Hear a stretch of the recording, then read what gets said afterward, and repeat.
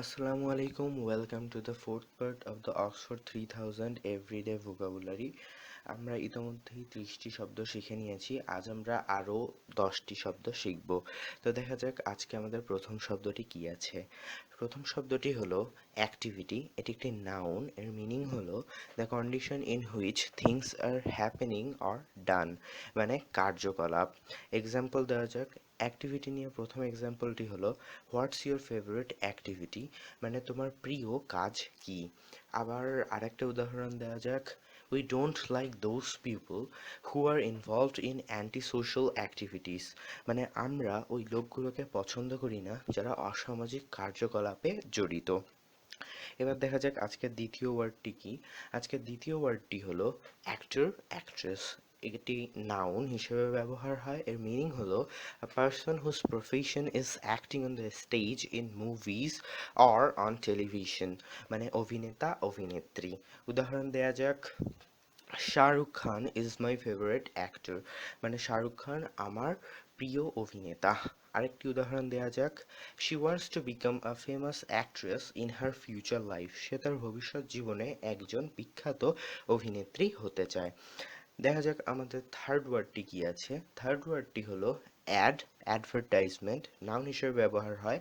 অ্যাডভার্টাইজমেন্টকে short করে আমরা add বলে থাকি। তো দেখা যাক এর মিনিং কি। A notice or announcement in a public medium promoting a product, service or anything else, মানে বাংলায় বলতে গেলে বিজ্ঞাপন। উদাহরণ দেয়া যাক। We should put out A classified ad, মানে আমাদের শ্রেণীবদ্ধ বিজ্ঞাপন দেয়া উচিত। আরেকটি উদাহরণ দেখা যাক। He doesn't like to watch commercial advertisement in television, মানে সে টেলিভিশনে বাণিজ্যিক বিজ্ঞাপন দেখতে পছন্দ করে না। দেখা যাক আমাদের ফোর্থ ওয়ার্ডটি কি আছে। আজকের ফোর্থ ওয়ার্ডটি হলো অ্যাডাপ্ট। এটি একটি ভার্ব। এর মিনিং হলো make something suitable for a new use or purpose, মানে খাপ খাওয়ানো বা মানিয়ে নেওয়া বা অভিযোজন করা। উদাহরণ দিলে আপনাদের কাছে পরিষ্কার হয়ে যাবে। তো প্রথম উদাহরণটি অ্যাডাপ্ট নিয়ে হলো she has adapted herself to college life quite easily, মানে কলেজ জীবনে সে নিজেকে খুব সহজেই মানিয়ে নিয়েছে। আরেকটি উদাহরণ দেওয়া যাক। I want to adopt myself in this situation very quickly. আমি নিজেকে এই পরিস্থিতিতে খুব তাড়াতাড়ি মানিয়ে নিতে চাই। আবার এবার দেখা যাক আমাদের ফিফথ ওয়ার্ডটি কি আছে। আজকে ফিফথ ওয়ার্ডটি হলো অ্যাড। এটি একটি ভার্ব। এর মিনিং হলো join something to something else to increase the size, মানে যোগ করা বা একত্রিত করা। উদাহরণ দেওয়া যাক। We like to add new members in our group, মানে আমরা আমাদের দলে নতুন সদস্য যোগ করতে পছন্দ করি। আরেকটি উদাহরণ দেওয়া যাক অ্যাড দিয়ে। She quickly added the remaining ingredients, মানে সে তাড়াতাড়ি অবশিষ্ট উপাদানগুলো যোগ করলো। দেখা যাক আজকের সিক্সথ ওয়ার্ডটি কি। আজকের সিক্সথ ওয়ার্ডটি হলো অ্যাডিশন। এটি নাউন হিসেবে ব্যবহার হয়। এর মিনিং হলো the process of adding something to something else, মানে যোগ বা একত্রীকরণ। উদাহরণ দেওয়া যাক। The symbol used to indicate addition is plus sign, মানে যোগ বোঝাতে যে চিহ্নটি ব্যবহার করা হয় সেটি হলো যোগ চিহ্ন। অ্যাডিশন ফ্রেজ হিসেবে ব্যবহার হতে পারে, যেমন ইন অ্যাডিশন ব্যবহার হতে পারে। ইন অ্যাডিশন দিয়ে একটি উদাহরণ দেখা যাক। In addition we didn't have enough money. এখানে ইন অ্যাডিশনের অর্থ হলো উপরন্তু, তদুপরি। তো এই সেন্টেন্সটার অর্থ এমন হবে যে উপরন্তু বা তদুপরি আমাদের কাছে পর্যাপ্ত অর্থও ছিল না। আবার ইন অ্যাডিশন ছাড়াও ইন অ্যাডিশন টু ব্যবহার হতে পারে, যেমন I study English in addition two Bangla, মানে আমি বাংলা ছাড়াও ইংরেজি অধ্যয়ন করি, মানে এখানে ইন অ্যাডিশন টু এর অর্থ ছাড়াও। তো আমরা অ্যাডিশন, ইন অ্যাডিশন আর ইন অ্যাডিশন টু এর অর্থগুলোর ব্যবহারগুলো মনে রাখতে চেষ্টা করব। দেখা যাক আজকে সেভেন্থ ওয়ার্ডটি কি আছে। আজকে সেভেন্থ ওয়ার্ডটি হলো অ্যাডিশনাল। এটি অ্যাডজেক্টিভ। এর মিনিং হলো extra or supplementary to what is already present or available, মানে অতিরিক্ত। উদাহরণ দেওয়া যাক।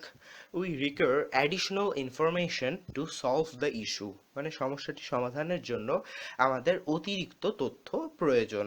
আরেকটি উদাহরণ দেওয়া যাক অ্যাডিশনাল দিয়ে। There is an additional guest room in our house, মানে আমাদের বাড়িতে একটি অতিরিক্ত গেস্ট রুম রয়েছে।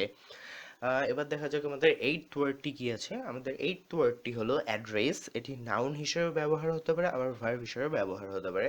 এর মিনিং হলো the particulars of the place where someone lives, মানে হচ্ছে ঠিকানা। আবার অ্যাড্রেস দিয়ে সম্বোধনও বোঝায় ভার্ব হিসেবে যখন ব্যবহার হয়। তো ফার্স্টে ঠিকানা দিয়ে উদাহরণ দেখা যাক।